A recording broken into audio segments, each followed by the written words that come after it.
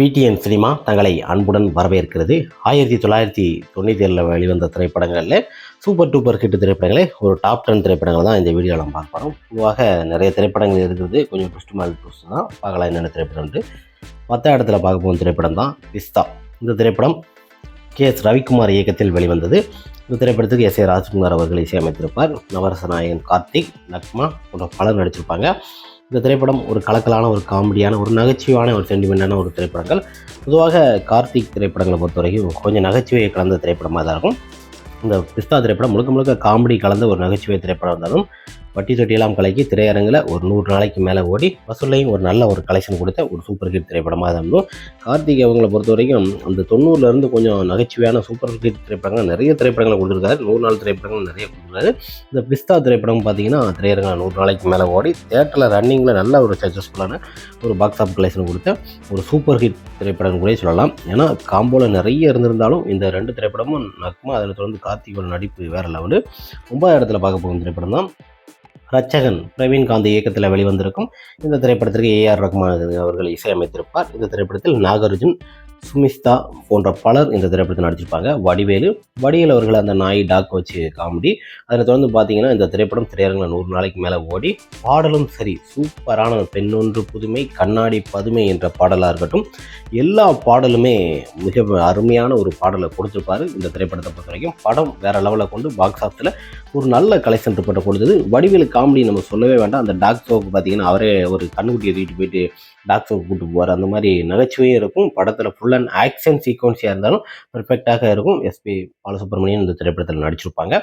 படத்தை பொறுத்த வரைக்கும் ஒரு துளி பிசுறு கூட நனையாத அளவுக்கு படம் மிகப்பெரிய ஒரு ஹிட் கொடுத்து வசூலில் நல்ல ஒரு கலெக்ஷன் ரிப்போர்ட் கொடுத்த ஒரு சூப்பர் ஹிட் திரைப்படமே சொல்லலாம். ரட்சகன் மிகப்பெரிய ஒரு வெற்றி. 8ஆம் இடத்துல பார்க்க போகும் திரைப்படம் தான் வள்ளல். இந்த திரைப்படம் ராஜ்கபூர் இயக்கத்தில் வெளிவந்த திரைப்படம். இந்த திரைப்படத்திற்கு தேவா அவர்கள் இசையமைத்திருப்பார். இந்த திரைப்படத்தில் சத்யராஜ் அவர்கள், ரோஜா, மீனா மற்றும் கவுண்டமணி போன்ற பலர் இந்த திரைப்படத்தில் நடிச்சிருப்பாங்க. வள்ளல் திரைப்படத்தை பொறுத்த வரைக்கும் தன்னோட தந்தை இன்னொரு திருமணம் பண்ணுறதை ஏற்றுக்கொள்ள முடியாது. அந்த மாதிரி ஒரு அருமையான ஒரு திரைப்படம் தான். இந்த திரைப்படம் திரையரங்கில் 100 நாளைக்கு மேலே ஓடிருக்கு. செந்தில், கவுண்டமணி, மணிவண்ணனோட நக்கல் நையாண்டிக்கு குறைச்சல் இல்லாத ஒரு திரைப்படமாக இருக்கும். சத்யராஜ் திரைப்படத்திலும் நக்கல் நையாண்டி அதிகமாக இருக்கும். ஏன்னா நகைச்சுவையை பொறுத்த வரைக்கும் இந்த செந்தில், கவுண்டமணி இவங்கெல்லாம் சேர்ந்துட்டாலே படம் வேறு லெவலில் ஒரு கொண்டு போய் விட்டுருவாங்க. ஹிட் ஆயிரும். அந்த அளவுக்கு நகைச்சுவை கலந்த ஒரு திரைப்படமாக இருக்கணும்.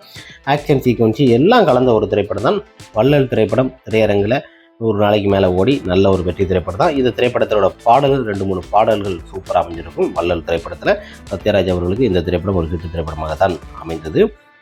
7ஆம் இடத்துல பார்க்க போகும் திரைப்படம் தான் பொற்காலம் திரைப்படத்தை பொறுத்த வரைக்கும் சேரன் அவரோட இயக்கத்தில் வெளிவந்தது. இந்த திரைப்படத்தை பொறுத்த வரைக்கும் முரளி, அதனைத் தொடர்ந்து மீனா போன்ற பலர் இந்த திரைப்படத்தில் நடிச்சிருப்பாங்க. வடிவேலு போன்ற பலர் நடிச்சிருப்பாங்க. தன்னோட தங்கைக்காண்டி சில விஷயங்களை இது பண்ணுவார்.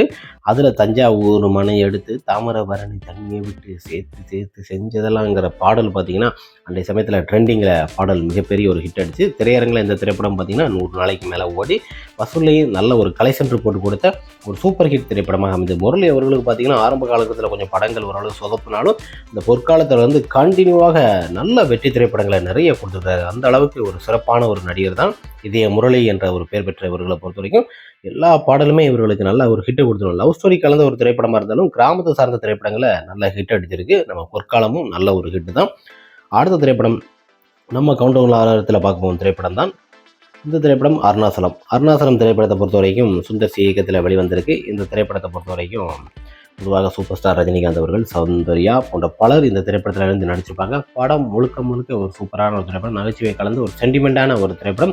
அந்த ருத்ராஜத்தை வச்சு தான் படத்தோட கதையே இருக்குது. அப்படி ஒரு சூப்பர் திரைப்படம். இந்த திரைப்படம் திரையரங்கில் 124 வெள்ளி விழா ஓடி மிகப்பெரிய ஒரு சூப்பர் டூப்பர் ஒரு ஹிட்டு, வசூல் ரீதியாகவும் ஒரு நல்ல கலெக்ஷன் கொடுத்த ஒரு சூப்பர் திரைப்படங்க. இந்த அருணாசலம் திரைப்படத்தில் இருக்க பாடல் மாதிரி எந்த ஒரு திரைப்படத்திலும் பாடல்கள் அமைஞ்சிருக்கா அந்த அளவுக்கு இன்ட்ரோடக்ஷனில் இருந்து கிளைமேக்ஸ் வரைக்கும் விறுவிறுப்பாக ஒரு நகைச்சுவையாகவும் ஒரு சென்டிமெண்ட்டானும் ஒரு கிளாமரான ஒரு திரைப்படம் தான் திரையரங்கில் மிகப்பெரிய ஒரு வெற்றி கண்ட ஒரு திரைப்படம்.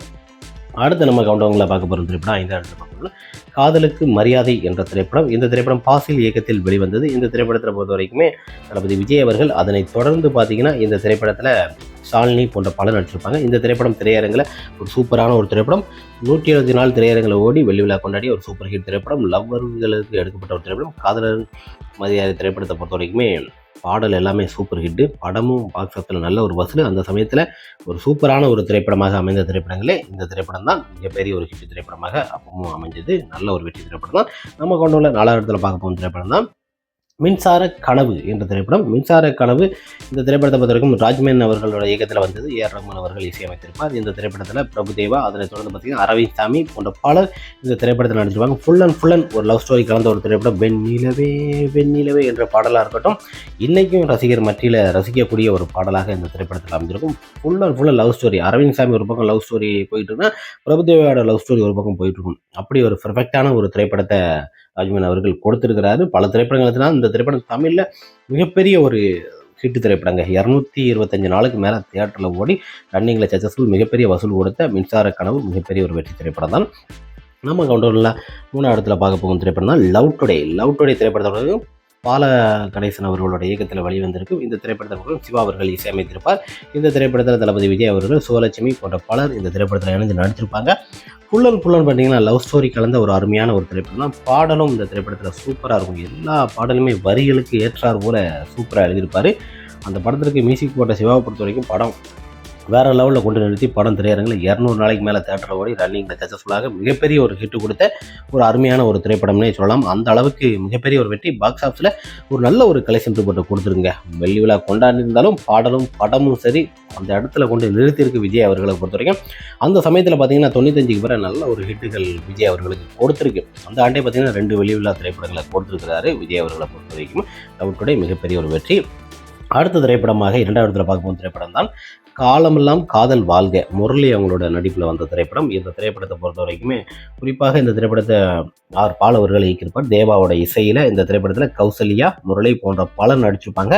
இந்த திரைப்படம் பாடல் அருமையான ஒரு திரைப்படம். அந்த சமயத்தில் சக்கப்போடு போட்டு திரையரங்கில் 170 நாளுக்கு மேலே வெள்ளி விழா ஓடிய மிகப்பெரிய ஒரு ஹிட் திரைப்படமாக அமைஞ்சதுங்க. குறிப்பாக என்னடா 2வது திரைப்படத்தை கொடுத்துறீங்க, ரஜினி விஜயெல்லாம் கொடுக்கலையே அப்படின்னு சொல்லி நிறைய பேர் கேட்பீங்க. ஏன்னா அந்த சமயத்தில் இந்த திரைப்படமும் தாறுமாறாக ஒரு வெற்றிகளை கண்டு வெள்ளி விழா கொண்டாடி வசூலில் நல்லா போட்டு இதே முரளி அவர்களுக்கு மிகப்பெரிய ஒரு வசூல் ரீதியாக கலெக்ஷன் போட்டு கொடுத்த திரைப்படங்க. அதனால தான் காலமெல்லாம் காதல் வாழ்க நம்ம 2வது இடம் கொடுத்துருக்கோம். முதல் இடத்துல நம்ம எப்பவுமே கொடுக்கப்பட்ட திரைப்படம் தான். பொதுவாக படத்தோட அடிப்படையில் பார்க்கும்போது சூரியவம்சம் திரைப்படம் தான். விக்ரமன் இயக்கத்தில் இந்த ராஜ்குமார் அவர்கள் இசையமைத்திருப்பார். சரத்குமார் அவர்கள். அதனைத் தொடர்ந்து பார்த்தீங்கன்னா இந்த திரைப்படத்தில் பொதுவாக சூரியவம்சம் திரைப்படம் ஒரு சூப்பரான திரைப்படம். தேவயானி. அதனைத் தொடர்ந்து பார்த்தீங்கன்னா இந்த திரைப்படம் மிகப்பெரிய ஒரு வெற்றி கிடைச்சது. சரத்குமார் அவர்களுக்கு நாட்டாமை. அதனைத் தொடர்ந்து கண்டினியூவாக ஒரு வெற்றிகள் கொடுத்த திரைப்படங்களே சூரியவம்சம் திரையரங்கில் 170 நாள் ஓடி வெள்ளி விழா கொண்டாடிய மிகப்பெரிய ஒரு பிளாக் பஸ்டர் திரைப்படம். வசூலையும் ஒரு நல்ல ஒரு கலெக்ஷன் ரிப்போர்ட் கொடுத்த ஒரு சூப்பர் ஹிட் திரைப்படமாக அமைந்தது. வசூல் மட்டுமல்ல, படம் இன்னைக்கும் சன் டிவி கேடிவியில் பார்த்தாலும் எத்தனை முறை பார்த்தாலும் சலிக்க முடியாத ஒரு திரைப்படம். நல்ல திரைப்படம். அதான் டாப் 1 கொடுத்துருக்கேன். ஓகே ஃப்ரெண்ட்ஸ், 1997 நிறைய பேர்கள் ரஜினி கொடுக்கல, அவர் கொடுக்கல, இவர் கொடுக்குறீங்க. நம்ம அடிப்படையில் நம்ம கொடுத்துருக்கோம். உங்கள் கவுண்டவுன் அடிப்படையில் 1997 டாப் 10 திரைப்படங்கள் எந்த அடிப்படையில் கொடுக்கலாம்னு சொல்லி கமெண்ட் பாக்ஸில் கமெண்ட் பண்ணுங்கள். நெக்ஸ்ட் ஒரு வீடியோவில் பார்க்கலாம் ஃப்ரெண்ட்ஸ். பாய் ஃப்ரெண்ட்ஸ், பாய்.